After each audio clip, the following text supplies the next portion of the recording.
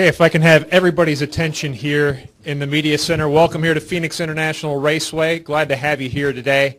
We are joined right now by a man who really needs no introduction, but I'm going to give you one anyway. Okay. His name is Kevin Harvick. He drives the number 4 Budweiser Jimmy John's Chevrolet SS for Stewart-Haas Racing and is on right now on a historic run in the number 4 car. He's finished second or better in the past 6 races. He has put up numbers, staggering numbers, when you look at laps led, quality passes. I mean, the man is on a roll. Kevin, can you talk about just the run of success that you're having? What's been the secret to that success over the last 6 races? Well, I think, that just comes down to the guys on my race team and everybody at Stewart-Haas Racing for just bringing really good cars to the racetrack, and obviously, in particular, the number 4 team, and being able to capitalize and manage the weekends and races and keep the cars together and do all the things that it takes to just make laps and keep yourself in contention. So just really proud of everybody on my team for everything that they've done, and hopefully we can keep it rolling. So we'll try to ride the wave as long as we can. Yeah, and then you're not just the fact that you're on a roll in the last 6 races, but here at this racetrack, 6 wins, winning 3 of the last 4 races. What's it in particular about Phoenix International Raceway that really suits your driving style? Yeah, I was so mad at Brian when he told me they were going to repave the racetrack, and in hindsight, I guess you could look back on it and say it's probably been better for us than the old style.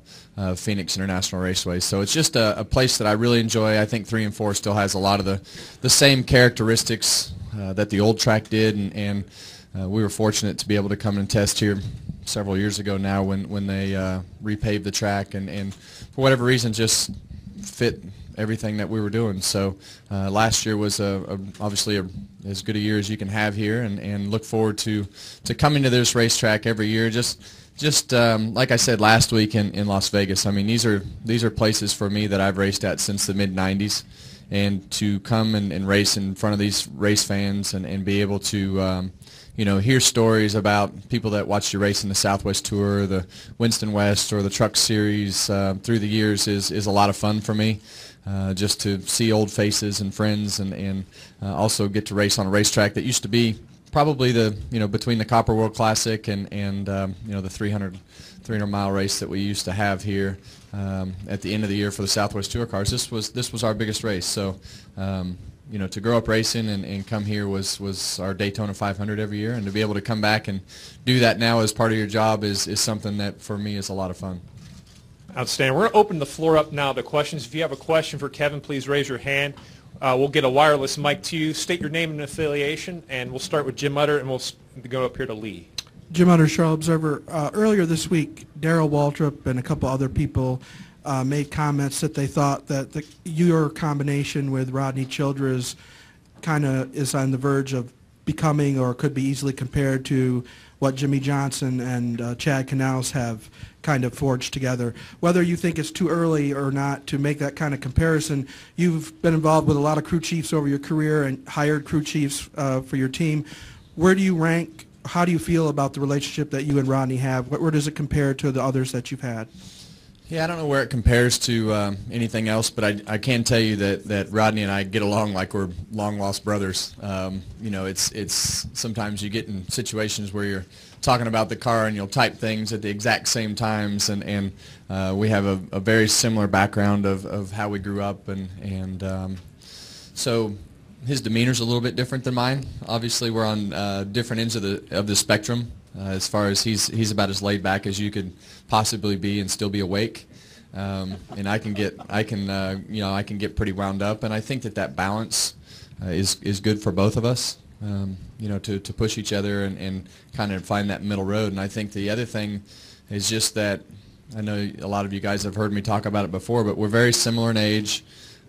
We have a lot of the same interests in life in general, and we communicate. I can't tell you, a day that has gone by over the past, I guess, a year and a half for sure, that we haven't spoke in a text or a conversation about something to do with the race cars, or just on occasion if he doesn't have anything going on, which is very rare. it'll just be, hey, how you doing today? And that communication has carried over into the rest of the team, and I think when you look at our race team, everybody was assembled after we put Rodney in place. Everybody was assembled to come to the race team to race with us, and Gene and Tony gave us the ability to go out and buy race cars and trucks and trailers and pit boxes, and everything was just kind of custom built, I guess you could say, to what Rodney wanted to put into the team. But all those guys have the same goal, and they have the same, they knew what they were getting into. It wasn't like people were placed on a team because they didn't have somewhere else in the company or ran out of guys to interview. Everybody wants to be here for the exact same reasons that we're experiencing right now, and we're just fortunate to have the resources and the money and the assets and the people to be in this position. So we don't like to talk about it much, just for the fact that you don't want to jinx yourself, and you just want to continue doing the things that you're doing, because it's we're having a lot of fun at it. But I can tell you that the guys will come into the garage this week and they will most likely have forgotten about winning last week and worry about where we're at with practice for this week and what's going on. We'll go to Lee and then the gentleman back on the riser. Lee Spencer, Motorsport.com. With your tremendous success, in contrast, the other three teams, and of course the 41, they've had their own issues, but they just have not been able to keep up with that, just at any level as of yet. Are you guys out on an island, or are you transferring any information? I mean, I heard your interviews earlier this week, discussing specifically Tony, but are you guys kind of just doing your own thing to kind of not get in that mix, and giving your relationship with Kurt and how well you two work together with the Furniture Row RCR Alliance? Will he be able to help now that he's back? Well, I think there's a lot of answers or a lot of questions to form into one answer. I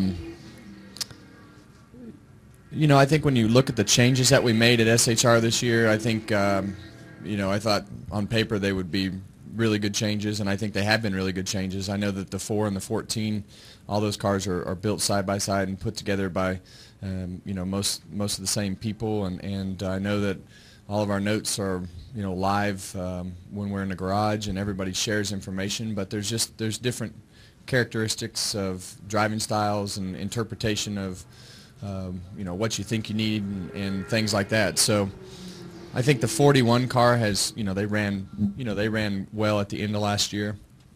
I think you'll see that car run well immediately this weekend and have a good weekend. I think Danica has, last year I thought she had until the very end of the year had a really good year.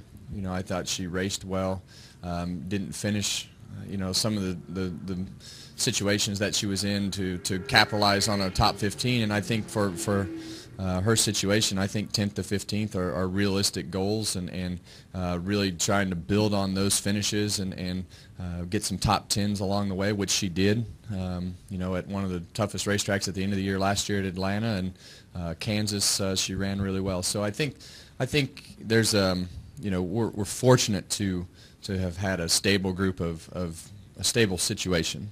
And I think when you look at obviously the 14 has had a lot of things to work through. They've had a lot of changes on their team this year, and it's just going to take some time to figure out exactly where they want their cars and what they need to do. But I tell people all the time, from when I owned race teams in the past, you can put an all-star group together and buy all the best parts and pieces, and in the end, it's really about the details and the things that happen at the racetrack, and evolving that foundation of where you think you need to be in order to move forward and make it better every week. So I don't think that Tony's team has really had time to really get into that situation yet, because like I say, that's a new group of people, and kind of starting over, and we're 3 weeks in, so they've not had a great start, and I think everybody's aware of that, obviously. But I think as you look at everybody at SHR, everybody is doing everything they can do to try to make that as good as possible. Go next to the back, and then we'll come back over here to Jerry. All right, thank you. Ryan O'Hara, Race Chaser Online. First off, congratulations on tying Jeff Gordon's record of consecutive top 2 finishes, and you have an amazing opportunity to break it this weekend at your best track by far. My question for you is, Rodney Childers had a quote from last November saying that when you guys arrived here in the spring last year, you guys didn't really talk about race setups or anything. You guys just got into the car and it was fast off the bat. Do you believe that gives other teams some room to make some headway? Like guys like Martin Truex Jr., who didn't have a really strong season last year, but he's been so strong this year, and he's really hungry for a win.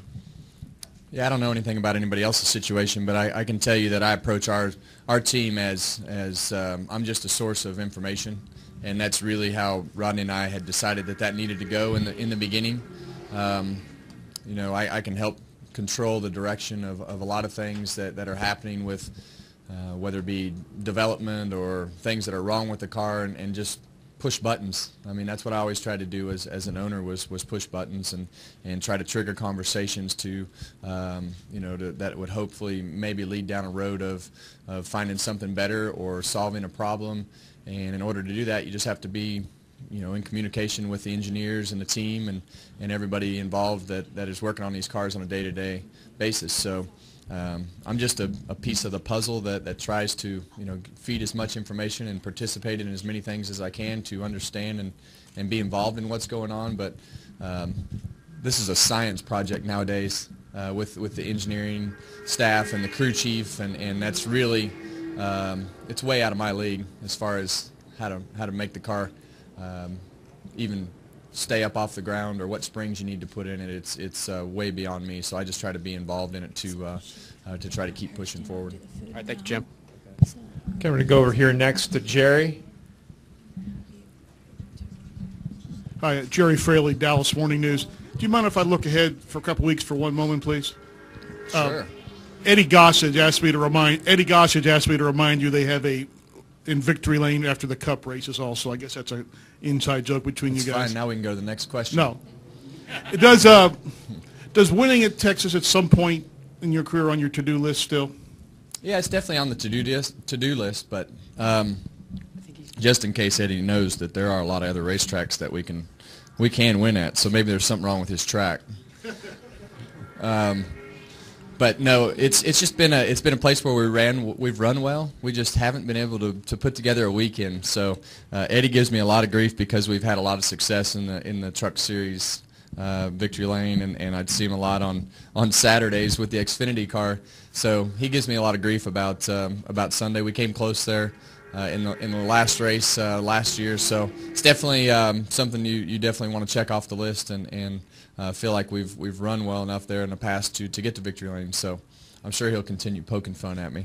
He said it with all due respect. Just so yeah, I know. He's Eddie and I are we have a good relationship, and he likes to to prod me, so I have to prod back. Okay, we're going to go to Stan. We're going to go all the way then to the back corner, and we'll finish up here. Stan Creekmore with CompetitionPlus.com. Kevin, I can remember a seven-time champion in this sport in great belief of you when as you moved up in your career. Do you ever spend time thinking about him when you have such great finishes and how his belief was this is exactly where you would be? Yeah, I don't know that is 100% true. I think obviously Richard hired me, and we had some success the first year, and I'd been a part of the the conversations between Richard and Dale that were really just about not racing on Saturday and racing on Sunday, because there was a lot more to achieve. There was a lot more financial gain on Sundays, especially at that particular time. So I know Dale would prod at Richard on occasion to make it happen, but that was really only 1 year. There wasn't a lot of interaction with Dale. I think as we went through 2000, we did a lot of the testing for his car, and but other than that, it was those guys were always pretty busy, and we were pretty green and scared to death to walk up there and go into the lounge and talk to him first off. So yeah, but it was definitely an interesting time in the sport that I think you'll see. I think you'll see again in 6 to 10 years, just for the fact that there's going to be a lot of open seats. Kevin, Bob McMahon, in Arizona Republic. When you're on a roll like this, what kind of role does patience play on your end, either letting the race or the car come to you, or can you even afford to have patience at this kind of level? I think you just have to, you'd have to try to balance everything and really just approach it like you do every other week, and not get caught up in a lot of the things that are surrounding the events and the attention and all the things that come with everything we've been able to accomplish. So for us, it'll just kind of be the same approach that we take in order to go out and practice the car and try to get the balance right, and try to go as fast as you can. And like I say, there's not going to be anybody on our team that's walking around beating their chest. It's just going to be a normal approach to going out on the track and doing the same things to show up for another race, and try to do the same things again. So it's a pretty simple approach that fortunately I've been able to be around a lot of situations and experienced enough to have been to a lot of these racetracks that you just take that approach and try not to worry about the rest of it. We'll go to Bob and then Claire, and we'll finish here with the gentleman up front. Don't screw this up, Bob. I'll ask good questions. Bob Pockers, ESPN. What type of vibe is there around the organization to have Kurt back and have him eligible for the championship? I think everybody's just excited that we're able to just kind of put it all behind us, and I don't really know much about it other than it seems like it's on its way to being over. And to have Kurt back in the car is an asset to everybody at Stewart-Haas Racing, and from a performance side and everything that he does inside that race car is a benefit to us. So definitely looking forward to just worrying about racing the cars. We'll go to Claire, and then we'll finish up front. Claire B. Lang, Sirius XM NASCAR Radio. Two quick things. First, can you talk about the characteristics of this racetrack? There's so many different characteristics of it. And then I have a follow-up. Yeah, well, a lot of the same characteristics exist in 3 and 4 that used to exist with the apron and up the racetrack and through the middle of the racetrack, and the options that you have down there. Turn 1 is there's a lot of little things that help get the car turned to the center of the corner, and for me, one of the things I like about this racetrack are just being able to pick out really simple markers. Things to aim for, things to let off at, and that for me is anytime I can have good reference points, it's easier to repeat what you're doing, and that's really one of the things that we concentrate on, is just trying to get our car to drive as good as possible so that you can be consistent and run the same lap times lap after lap. And quickly follow up. Back when you were a little bit more... We got a squirrel on the front stretch. Oh, yeah. We have a squirrel on the front stretch. Is that a squirrel or a cat? It's a squirrel. Good eye. Yeah. See, I do know the difference. See? I do know the difference between a squirrel and a cat. Right now, that safety worker I hope he doesn't have the same result that the guy at Atlanta did. Well, that's a NASCAR official in that truck, right? Yeah. I know, anyway. This might end faster if they just let the cars keep going. It's just a squirrel, people. There he goes. There you go. Now timing. The squirrel's been posted. Timing and scoring won't work for the next hour, but the squirrel's gone. We're carrying this live, so that was excellent play-by-play, by the way. Back when you were a little bit more the frustrated Kevin Harvick, because... I only got frustrated because, things aren't going like they are right now. Exactly. Back when it was that way, though, you knew you could be a champion. You knew you could have, times like this probably in the back of your mind. Did you know what you needed? Did you know if you could, but did you not know, or did you know what it was that you needed to get here? Well, I always pushed, and sometimes I think that was interpreted as being a jerk or being in a bad mood, but, it's just not accepting the fact that we weren't running like we wanted to run, and asking questions and pointing things out can be perceived as being a jerk, I guess. And for me, I come to the racetrack to want to be competitive, and that's what drives me, is to be competitive and race up in the front of the pack and try to make your car as good or better than the guys next to you. So, but it's like I've always said in the past, if that's how I was perceived, I think in the past we got the most out of whether it was owning our own teams or driving an RCR. I felt like we got the most out of the people, and well, there was a lot of them that didn't like me, and I still don't care, because we were winning races and running well, and I think that was just an approach that we took to try to be the best that we could. So, that's just how I am. I like to try to push buttons and try to get the most out of a situation and people, and even when it's good, it can be better. And not just going to sit on my hands and accept anything that you have. You have to constantly keep pushing forward. Did you know what you needed, though? Did you know what it would take to get here? I don't think you ever really know, but I know that we had won at everything that that I'd ever raced, and for the most part, won races and championships in whether it was owner or driver, and this was the Cup stuff was kind of that piece that you wanted to achieve, and so yeah, it was frustrating, and I think everybody around me was frustrated as well. But you can't be scared to be the guy that speaks up and says, this is not right or that's not right. You have to be willing to point things out, and that's usually what pushes a conversation in a direction that makes something better. Last question up front here. Dominic Otto on the RacingExperts.com. So just want to ask you, Kevin, after winning last week in Las Vegas, how much that opens up the playbook for strategy this weekend and for the rest of the regular season? Yeah, it's not like you're going to do a lot different, but I think you're willing to step out of the box and try some things during practice. But as far as the race goes, I mean, you still want to win as many races as you can to try to keep other people from winning, to gain bonus points in case something happens in the first round, and it's just good for the morale of your team to continue that momentum and try to keep winning. So, for us, it's going to be the same approach, and we'll probably.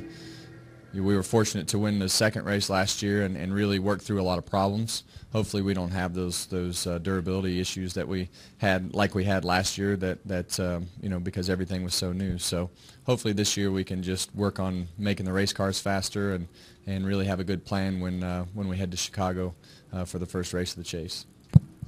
Thanks, Kevin, for No problem. joining us today. Watch Thank out you. for those squirrels out there when you get hit. You might pop right out of that hole. That's right.